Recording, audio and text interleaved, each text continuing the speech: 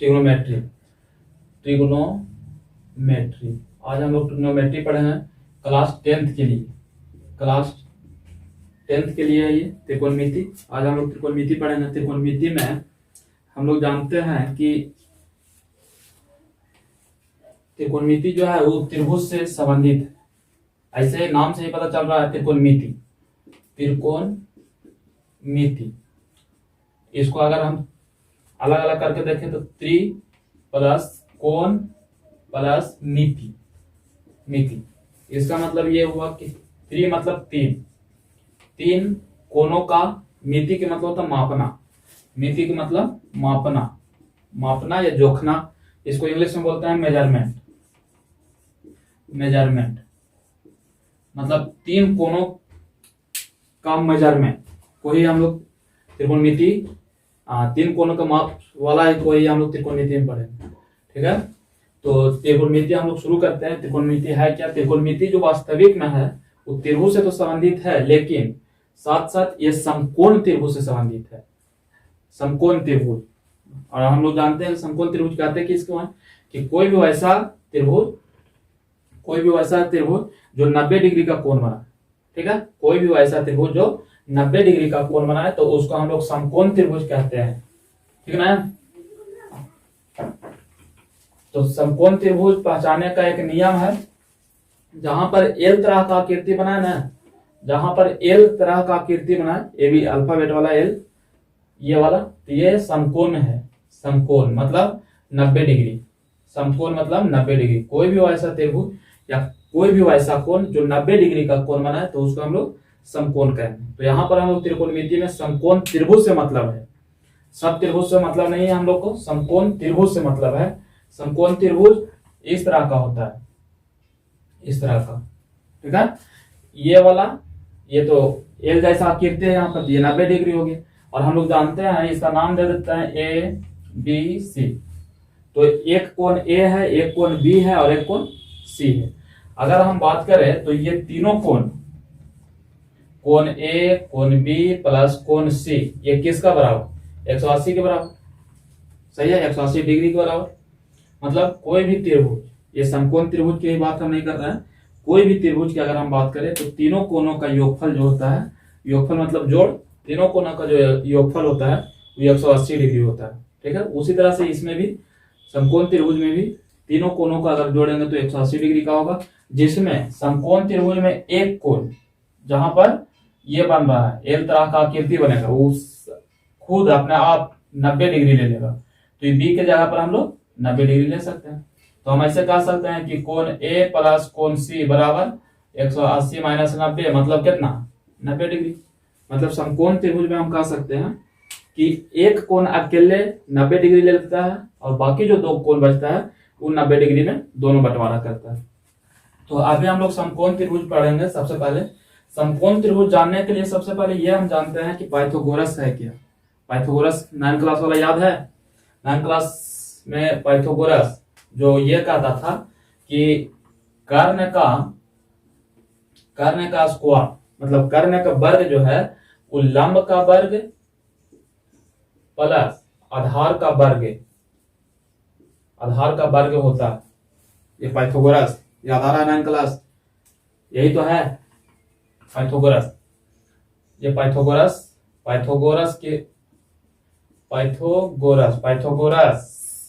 एक वैज्ञानिक का नाम था जो अपने जमाना में लकड़ी बेचा करते थे। 9th क्लास का अगर थ्योरी अगर आप लोग पढ़े होंगे तो इसको जानते होंगे कि पाइथागोरस जो थे अपने जमाना में, अपना बचपन में लकड़ी बेचते थे, और लकड़ी का जो हम क्या बोल सकते हैं, बोझ जो होता था लकड़ी का, वो इस तरह से बांधते थे कि मतलब एक अनोखा तरह से बांधते थे। और वहीं से ये जनरेट मतलब उत्पन्न हुआ था, पता चला था कि इस तरह से करने से ये नियम निकलता है, ये चीज निकलता है। ठीक, गठरी को जो लकड़ी था, लकड़ी को इस तरह से बांधे थे, तो यही से ये वाला बात निकला था कि कर्ण का जो स्क्वायर है लंब का स्क्वायर प्लस आधार का स्क्वायर होता है। कर्ण का स्क्वायर बराबर लंब का स्क्वायर प्लस आधार का स्क्वायर होता है। अब इसमें पहचानने का नियम ये है, मतलब कैसे पहचाने, ये लंब कौन है, कर्ण कौन है, आधार कौन है, सही ना? तो लंब कौन है, अगर पाइथागोरस के आधार पर हम चलेंगे तो सिंपल है, जो 9 क्लास वाला था। सिंपल ये है कि कर्ण जो है उस सीढ़ी जैसा जो है वो कर्ण है, जो सीढ़ी जैसा है वो कर्ण है हमेशा। या तो दूसरा नियम ये है कि जहां पर 90 डिग्री बनाए ना, जहां पर 90 डिग्री बनाए उसका सामने वाला को हम लोग कर्ण कहते हैं, सामने वाला भुजा को हम लोग कर्ण कहते हैं। ठीक, जहां पर 90 डिग्री बनाए उसका सामने वाला भुजा को हम लोग कर्ण कहते हैं। बाकी 2 गो भुजा जो बचा उसमें से किसी को भी आधार और किसी को भी लंब कह सकते हैं। ये पाइथागोरस के नियम से है, त्रिकोणमिति में अभी आया नहीं हम लोग। ये पाइथागोरस का नियम है। नियम क्या है कि जो 90 डिग्री के सामने वाला है वो कर्ण है, और बाकी जो 2 गो भुजा बचा है उसमें से किसी को भी आधार मान सकते हैं और किसी को भी कर्ण मान सकते हैं। ठीक है, अगर ये वाला आधार मानते हैं तो ये वाला लंब हो जाएगा अपने आप, ये वाला को लंब मानते हैं तो ये वाला अपने आप आधार हो जाएगा। ये पाइथागोरस का नियम था। त्रिकोणमिति में लेकिन ऐसा नहीं है। त्रिकोणमिति में अगर लंब और आधार को पहचानना है, कर्ण को पहचानने के लिए यही नियम है, लेकिन लंब और आधार को पहचानना है तो उसमें हम लोग कोण देखते हैं, कोण एंगल, हम लोग कोण देखते हैं। ठीक, एंगल देखते हैं कि कौन सा कोण के लिए, कौन सा एंगल के लिए हमें पूछ रहा है। अगर मान लिया जाए कि एंगल ये वाला के लिए पूछेगा कि लंब कौन है, ठीक है, जो एंगल के लिए, जिस एंगल के लिए हमको लंब पूछेगा तो उसका सामने वाला भुजा ही लंब हो जाता है। जैसे ये वाला कोण के लिए हमको लंब पूछेगा तो इसका सामने वाला भुजा कौन है, ये वाला है ए बी, तो ये वाला लंब कहला जाएगा।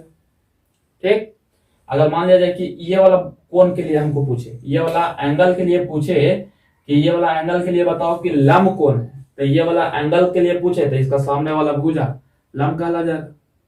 ठीक है, ये वाला के सामने वाला भुजा लंब कहला जाएगा। मतलब त्रिकोणमिति का नियम अलग है थोड़ा सा और पाइथागोरस का नियम अलग है। पाइथागोरस का नियम जो है वो सिंपल है, कर्ण पहचानने का नियम दोनों में एक ही है कि जहां पर 90 डिग्री है उसका सामने वाला भुजा को हम लोग कर्ण कहते हैं। सही ना, जो 90 डिग्री का कोण बनाता है, समकोण है, उसका सामने वाला भुजा को हम लोग कर्ण कहते हैं। और बाकी जो 2 गो बचा उसमें से किसी को भी लंब मान सकते हैं और किसी को भी आधार मान सकते हैं। लेकिन त्रिकोणमिति का यह नियम नहीं है। त्रिकोणमिति का नियम यह है कि जिस कोण के लिए, जिस एंगल के लिए हमको पूछे कि लंब कौन है और आधार कौन है, उसी के आधार पर चलेंगे।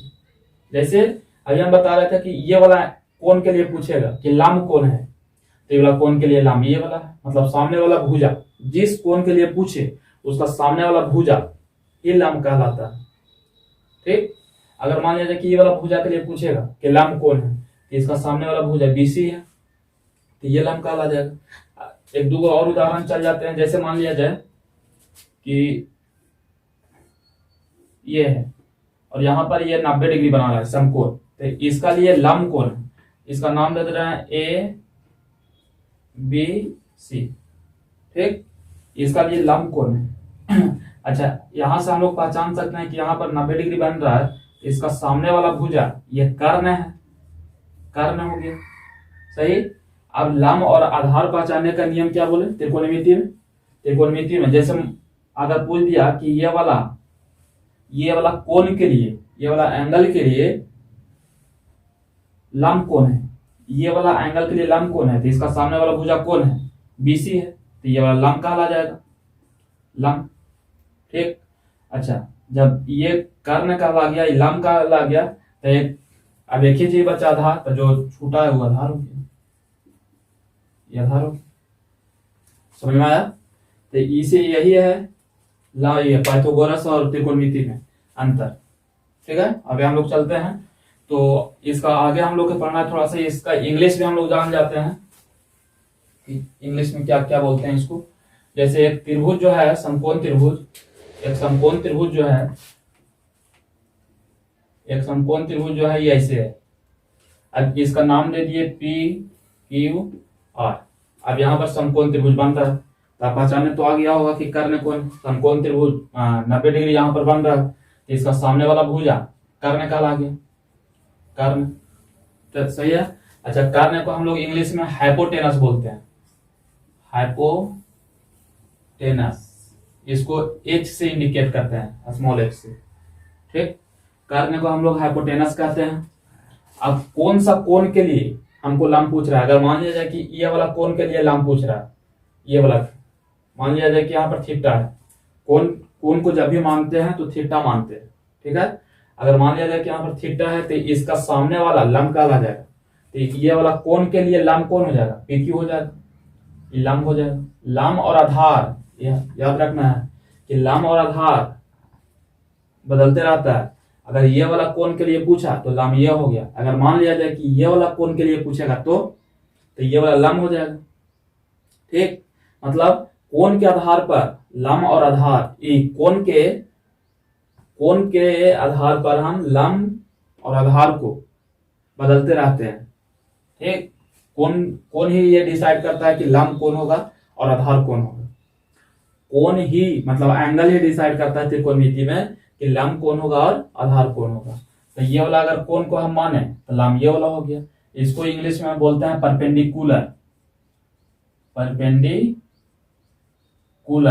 और परपेंडिकुलर इसको पी से इंडिकेट करते हैं।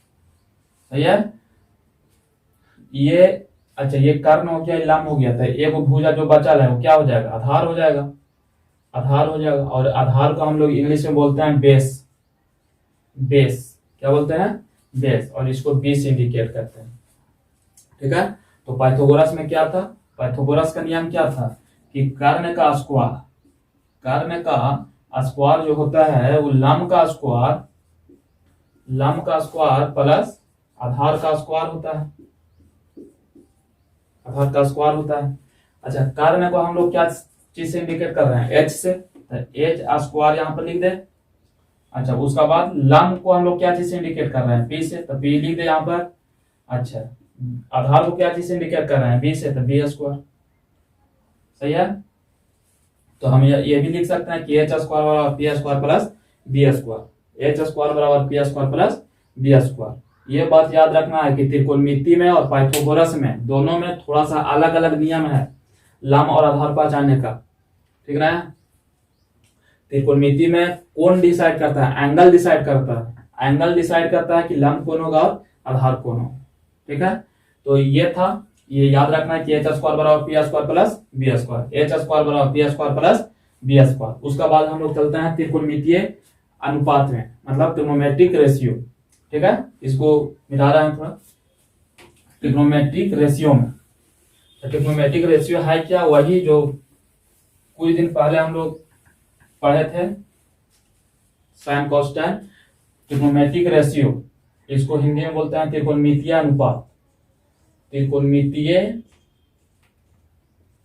अनुपात, इंग्लिश में ट्रिग्नोमेट्रिक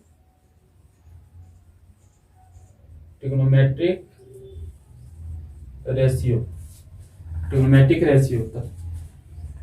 रेशियो जो है 6 होता है, साइन, कॉस और टैन। ठीक, ये साइन कॉस टैन 3 गो, और इस साइन को उल्टा हो गया कॉसेक और सेक, और ये हो गया cot.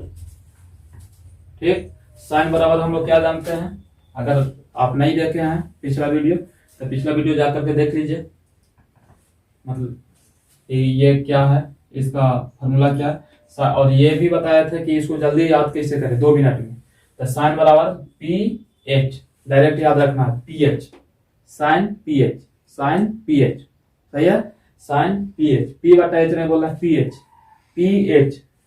Sign P H, cos B H,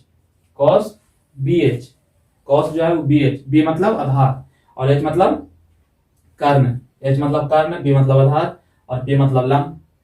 ठीक है, अच्छा, टैन बराबर पीबी, इसको अगर याद रखना है तो ऐसे भी याद रख सकते हैं हम, यही नियम बताए थे पिछला वीडियो में। साइन कॉस टैन, एक लाइन से, sine cos tan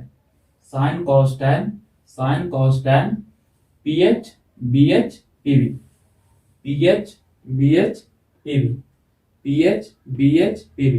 sign cos tan P H B H PB.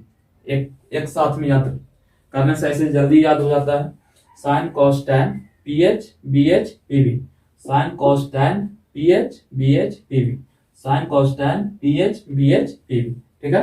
अभी इसका जस्ट उल्टा है उधर वाला, साइन बराबर PH तो कॉसेक क्या हो जाएगा HP।